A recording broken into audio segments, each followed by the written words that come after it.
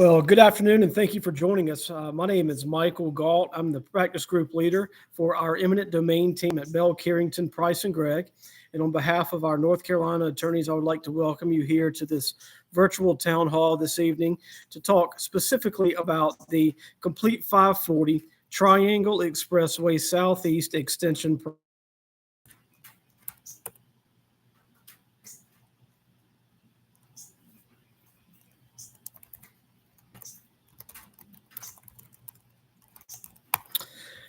Great. So if you're with us here this evening, this afternoon, you know that we're talking about one section of the Complete 540 project, which is, again, the Triangle Expressway Extension Project, the Southeast Corridor.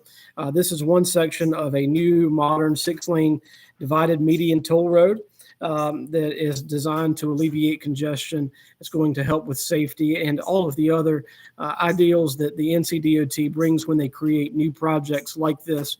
Unfortunately, for many of you that received our postcards regarding this town hall and probably have also received other generic mailers from our firm and firms like ours, you know that private property sometimes is needed to create certainly new roads and road expansions and road extensions like this one. And perhaps, unfortunately, for many of you, the government has the right to take private property for a public purpose like a road project, especially a new road construction project. That theory is generally what we refer to as the right of eminent domain. Again, a governmental entity's right to take private property for a public purpose. There's no doubt that private property will be needed to be acquired to make sure that this project can be completed. Now, oftentimes, and in this case, we would expect for the NCDOT to reach out to attempt to negotiate to buy the property that they need in order to complete this project. But if those negotiations aren't successful, then the government, in this case, the NCDOT, has the right through eminent domain and then condemnation to take the property that they need to make sure that this project is completed. Now, fortunately, even if they have to resort to the right of eminent domain or using a condemnation filing, that doesn't mean that the landowner, you, are without rights. In fact, your rights are very important, and among the most important of those is the right to just compensation, which essentially means that even though the government can and oftentimes does take private property for these public purposes, they have to pay the landowners fairly and adequately for what they're taking from them. Unfortunately, that calculation and that determination is never an easy one. Oftentimes, the amount offered from a governmental entity doesn't take into effect the real damage to the property that we are talking about or looking about. Sometimes things are missed. Maybe it's a damage to the remainder of just the pure dirt there, or maybe there's a commercial improvement or an industrial improvement on the property, and those damages go above and beyond the actual square footage or acreage that's taken from the dirt value. And all of those calculations and determinations go into what is ultimately the true just compensation value. Just compensation means the fair market value of what is taken from a landowner. But that calculation, again, can be complicated.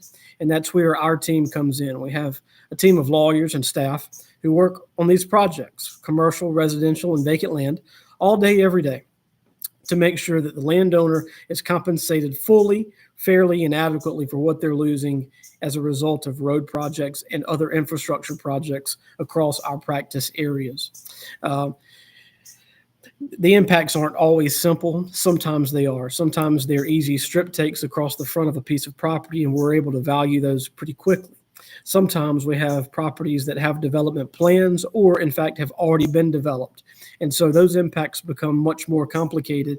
And oftentimes it's helpful to have someone with knowledge and experience of the eminent domain and condemnation process in your corner when the time comes.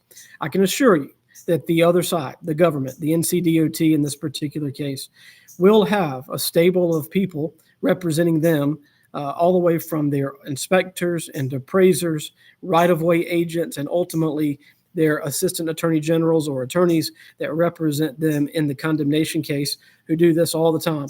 They're well versed in the policy and the procedure and the vocabulary and the players involved, and we are too. And so oftentimes we find that if landowners aren't knowledgeable about the eminent domain or condemnation process, and they try to go up against a team of folks that are knowledgeable, they usually have the underhand. And we don't like to see that. We like for landowners to be represented and for them to be advocated for, so that at the end of the day, they're not left with some compensation that is less than true, just compensation, a fair and adequate representation and valuation of what is taken from them.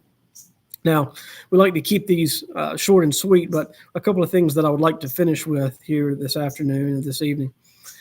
At Bell Carrington, our fee structure in eminent domain cases is a bit unique. It's what we call a contingency fee.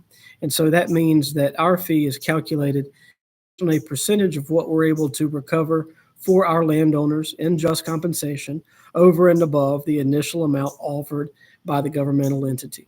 We'll never ask you to pay out of pocket. There are no retainers upfront due, and we'll never bill you hourly. And so for that reason, it oftentimes makes sense for us to go to fight for the landowner to make sure that true just compensation is received. The second is that our initial consultations are always free and no obligation. We have a team, like I mentioned, of lawyers and staff standing by, ready to speak with you. And we have a number of ways for you to contact them through Bell Carrington, eminentdomain.com, in the web chat box that you see on the right. You can email our North Carolina lead associate, Peyton Hine, phine at bellcarrington.com. At our website, you'll find a number of ways for you to schedule an initial consultation directly through a scheduling function. You'll find an email and a phone number for a number of our teammates who will be glad to take your call. And the reason that's important is because I can sit here all afternoon and give general information about eminent domain and condemnation. But until we dive down and look specifically at your particular property, there's no way for me to know what type of impact you may be looking at, and really no way of me knowing whether or not your case is the kind of case where we believe that we can help you. And so if you'll give us a call or send us an email or set up a meeting online, we're happy to jump on with you. And in real time, we can dive into the impact to your property, find out how serious we believe that it looks like. I'll be able to give you a few brief thoughts on what types of impacts I believe I see with the project to your property. And then ultimately, we can talk about how we may be able to develop an attorney-client relationship, what our representation may look like, how those contingency fee structures work, and how we may be able to help you throughout the process, from the initial appraisal to the offer, through the negotiation, and ultimately through condemnation, and maybe even to the final resort, which is a jury trial. Your last right and your ultimate right as a landowner in cases like this. And so again, Michael Gault on behalf of the eminent domain team at Bell Carrington, Price and Gregg. Peyton Hine, our North Carolina associate, is standing by ready to help you. So is the rest of our staff.